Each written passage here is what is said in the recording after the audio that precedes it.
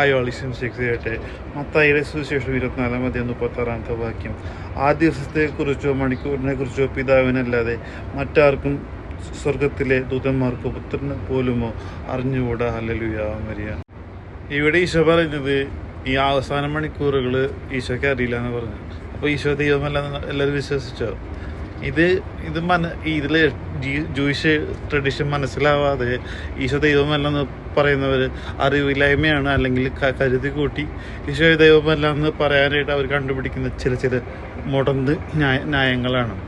അതായത് Jewish tradition പ്രകാരം ഒരു പെണ്ണായിട്ട്, ഒരു ജൂത പെണ്ണായിട്ട് ഒരു കല്യാണം ഫിക്സ് ചെയ്ത് കഴിഞ്ഞ് കഴിഞ്ഞാൽ അപ്പം തന്നെ ഈ ആണ് പോയിട്ട് ഒരു റൂം അല്ലെങ്കിൽ വീടോ സെറ്റ് ചെയ്യും.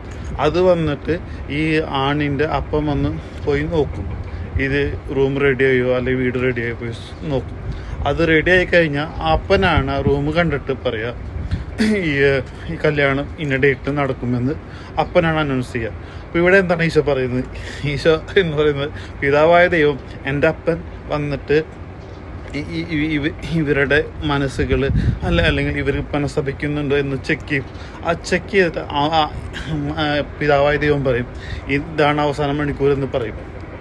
അപ്പോഴാണ് ഈശോയായിട്ടുള്ള സഭയായിട്ടുള്ള മണവാട്ടിയും തമ്മിലുള്ള വെഡ്ഡിങ്. ആ വിരുന്നിനാണ് നമ്മളെല്ലാവരും ക്ഷണിച്ചിട്ടുള്ളത്. അപ്പോൾ ഈശോ ഇവിടെ പറയുന്നത് ഈശോയുടെ കഴിവ് കുറവോ അറിവില്ലായ്മയോ അല്ല. ഈശോ പിതാവായ ദൈവത്തിൻ്റെ മകനാണ്, ദൈവമാണ് എന്ന് തന്നെയാണ് ഇവിടെ പറയുന്നത്. അപ്പം അതല്ലാതെ എനിക്കറിയില്ല ദൂതമാക്കുന്നറിയില്ല, അതല്ല ഉദ്ദേശിക്കുന്നത്. ഇവിടെ ജൂയിഷ് ട്രഡീഷനാണ് ഈശോ പറയുന്നത്. ഈശോ എല്ലായ്പ്പോഴും ബൈബിളിൽ പറയുമ്പോൾ ജൂയിഷ് ട്രഡീഷനോട് ചേർന്ന് നിന്നുകൊണ്ടാണ് പറയുന്നത്. അതുകൊണ്ട് നമുക്ക് ഇത് വായിക്കുമ്പോൾ നമുക്ക് യാതൊരു അറിവുമില്ല ഇതിനെക്കുറിച്ച്, ഈ ജൂയിഷ് ട്രഡീഷനെ കുറിച്ച്. അതറിഞ്ഞിട്ട് ഇതിനെക്കുറിച്ച് സംസാരിക്കുകയാണെങ്കിൽ ഓക്കെ, അല്ലാതെ പറയുമ്പോൾ നമുക്ക് തെറ്റിപ്പോകും എല്ലാ കാര്യങ്ങളും, പ്രത്യേകിച്ച് ഇങ്ങനത്തെ കാര്യങ്ങളൊക്കെ പറയുമ്പോൾ.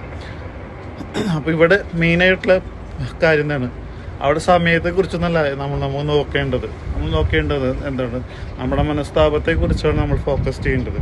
എപ്പോഴാണ് പിതാവായ ദൈവം അത് അനൗൺസ് ചെയ്യാൻ നമ്മൾ നോക്കിയിരിക്കേണ്ട, അതിന് മുന്നേ തന്നെ എല്ലാവരും പ്രിപ്പയർ ആവുക, മനസ്തപിക്കുക, പാവങ്ങളേറ്റ് ഈശോയെ ദൈവമായിട്ട് അംഗീകരിക്കുക, നമ്മുടെ പാവങ്ങൾക്ക് വേണ്ടി ഈശോ മരിച്ചു എന്ന് ഏറ്റുപറയുക, അത് സ്വീകരിക്കുക, അതുപോലെ ജീവിക്കുക.